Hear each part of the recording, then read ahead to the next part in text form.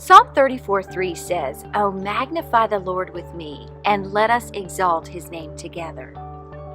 My sweet husband and I have been married for 28 plus years, and we had this verse engraved in each of our wedding rings.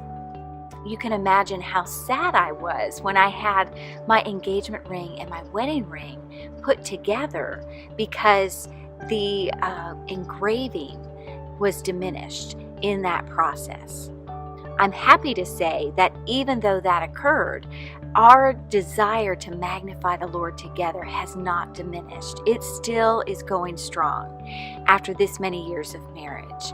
And I want to encourage each one of us today, no matter what is going on in each of our lives, even if we feel like our reason to praise God has been diminished because we're going through a trial or we're suffering in some capacity, let's magnify the Lord together. I've been reading through the story of Joseph in the book of Genesis, and it really stood out to me how his brothers placed him in a pit because they wanted to get rid of him.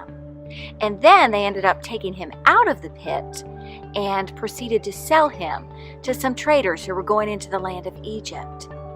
God prospered Joseph in the land of Egypt, but there came a time when Potiphar's wife, he worked for Potiphar, and this wife was after him, and Joseph refused her, and so she accused him.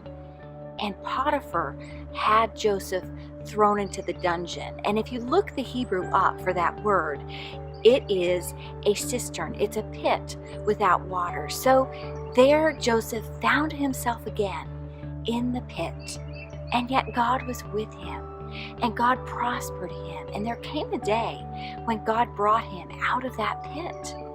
So through it all, Joseph maintained a bright testimony for the Lord. He never let go of his hope in God.